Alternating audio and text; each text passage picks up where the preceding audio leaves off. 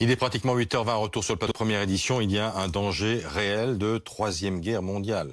C'est ce que dit Sergueï Lavrov, qui est le ministre russe des Affaires étrangères. Alors, risque réel ou posture de la part des Russes? C'est le thème et la question de Focus Première ce matin.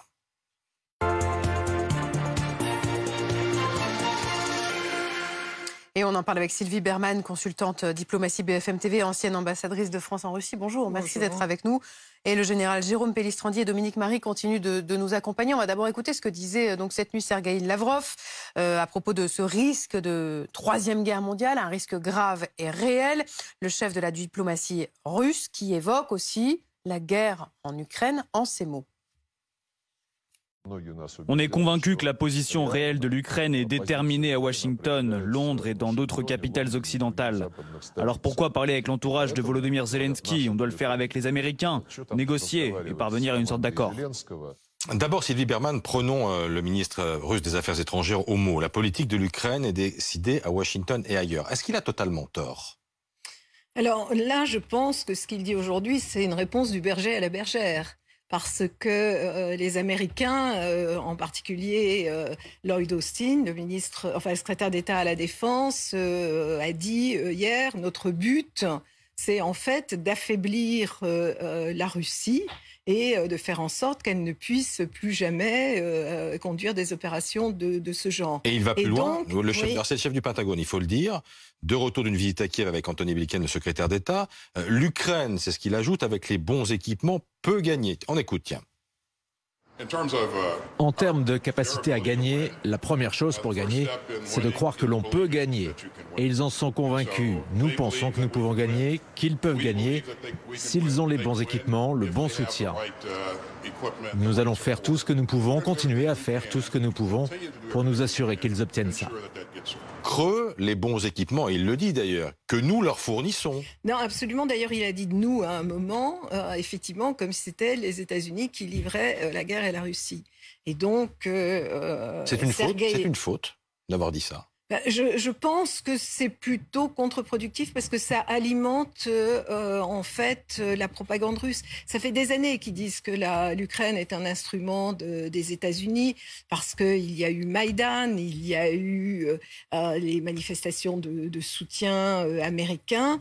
Et donc aujourd'hui, il réagit de cette manière en rappelant la Russie... il ne dit pas est une puissance nucléaire, mais c'est ce que ça sous-entend également, et que donc il peut y avoir un risque s'il y a un engagement qui n'est pas simplement la fourniture d'armes, mais qui conduit à une forme de belligérance. Général Pellistrandier, est-ce que les armes qui continuent d'être livrées aujourd'hui à l'Ukraine ne sont que des armes défensives? Non, on est passé sur un autre stade. Il y a donc eu des livraisons d'armes, on va dire offensives en quelque sorte, qui vont de chars de combat type T-72. A priori, par exemple, la Pologne et la République slovaque ont transféré des chars T-72. Ce sont des canons d'artillerie de 155 mm, que ce soit fournis par les États-Unis ou par la France. Donc, il y a une montée en puissance des armements ukrainiens qui vont leur permettre de contrer l'offensive actuellement en cours dans le Donbass. Bon, ça veut dire quoi? Ça veut dire qu'on est à la limite de la co-belligérance? Non, fournir des armes... Parce qu'au début, les armes défensives, voilà, ça devait se limiter à des armes défensives. Et là, vous nous dites en substance, comme si c'était normal, que les États-Unis, les Européens, livrent des armes offensives. Alors, des armes offensives pour reconquérir, ou en tout cas contrer l'offensive blindée qui est en cours dans le Donbass. Il faut avoir des équipements plus lourds. Ceux qui ont été livrés dans la première phase permettaient... il faut, si on est co-belligérant. Enfin, non, ils doivent, plus exactement, oui, en fait, les Ukrainiens. Exactement. Nous aidons un pays dont la souveraineté a été attaquée, dont le territoire a été attaqué. Et livrer des armes à un pays en guerre est une chose qui s'est faite assez couramment. Il suffit de penser à la guerre du Kippour en 1973, le pont aérien entre l'Union soviétique, l'Égypte et la Syrie avec des livraisons massives d'armement, et de la même façon les États-Unis qui livraient à Israël. Et c'est pas pour autant que les États-Unis et l'Union soviétique sont entrés en conflit. Mais compte tenu de l'état du pouvoir russe et de la réactivité, disons, parfois étrange de Vladimir Poutine, est-ce qu'il ne peut pas s'en servir d'argument, Vladimir Poutine, en nous disant, là, vous franchissez la ligne rouge, la fameuse ligne rouge?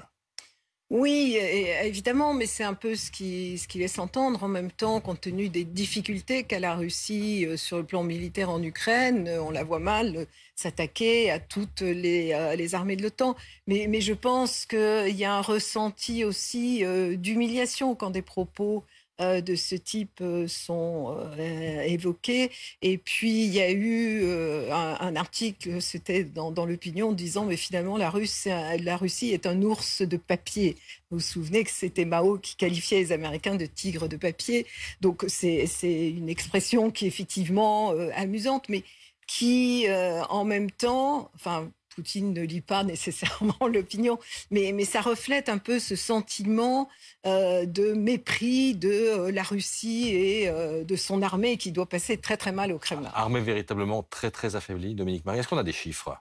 C'est difficile à dire, mais c'est vrai que les dernières expertises, on en parlait tout à l'heure avec le général Pellistrandi, on serait autour de 15 000 morts côté russe. Donc c'est effectivement... 15 000 morts en un peu plus de 2 mois. Oui, et puis à chaque fois, il faut multiplier par 3 quasiment le nombre de blessés. Donc c'est une armée qui peine à reconstituer ses forces, dont on ne comprend pas trop d'ailleurs la stratégie actuelle dans le Donbass. On aurait pensé qu'elle aurait fait une pause stratégique pour se regrouper, pour faire vraiment un coup de force. Et on voit toujours un peu des petites unités qui s'éparpillent un peu partout autour des villes du Donbass. Et c'est pas forcément très efficace d'un point de vue de la stratégie militaire. Donc on verra ce que ça donne.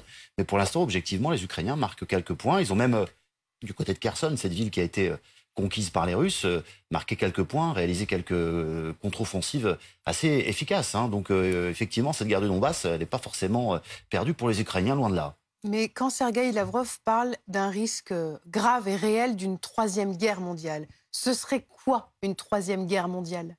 C'est là où effectivement, il y a beaucoup d'inconnus. Est-ce que ce serait des frappes, par exemple, à la frontière de la Pologne pour empêcher... Au-delà de la frontière de la Pologne. Ce qui semble peu vraisemblable, parce que Lavrov est conscient que frapper même un convoi militaire à l'intérieur de la Pologne, c'est l'article 5 qui se déclenche, donc une escalade. Donc là, on est plutôt dans le dialogue diplomatique viril, peut-être pour essayer de trouver une perspective et des ouvertures. N'oublions pas que la date du 9 mai se rapproche aussi. D'accélérer la négociation, parce que là, en l'occurrence, pour les Russes, ça n'avance pas suffisamment vite. C'est ce que dit aussi Lavrov. Oui, effectivement, c'est ce qu'il dit. Ça se passe dans le Donbass. On voit que Mariupol, c'est toujours compliqué. Il y a toujours ces soldats qui sont reclus avec un certain nombre de civils dont on a vu ces images, avec l'impossibilité finalement pour les Russes d'aller nettoyer.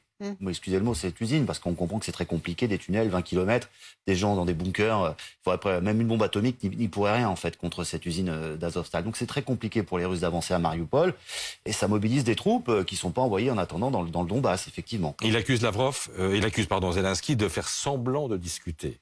Voilà, c'est une façon aussi de lui mettre la pression, de mettre la pression sur les négociations. Oui, les Ukrainiens, ils sont aussi galvanisés par leur succès, vous vous rendez compte, ils ont repoussé la 2e armée du monde à Kiev, donc forcément, et puis il y a eu ces drames absolus, effectivement, ces crimes de guerre terribles, donc effectivement, ça galvanise toute une population, les Ukrainiens qui en plus ont passé commande d'une certaine manière auprès des Américains. Je vous signale qu'il va y avoir une grande réunion aujourd'hui avec 40 pays alliés du côté de la base militaire de Ramstein pour justement, les Ukrainiens ont passé commande. On va voir comment tout le monde va pouvoir aider encore un peu plus les Ukrainiens militairement. Nous allons pousser au maximum aussi vite que possible pour que les Ukrainiens reçoivent ce dont ils ont besoin.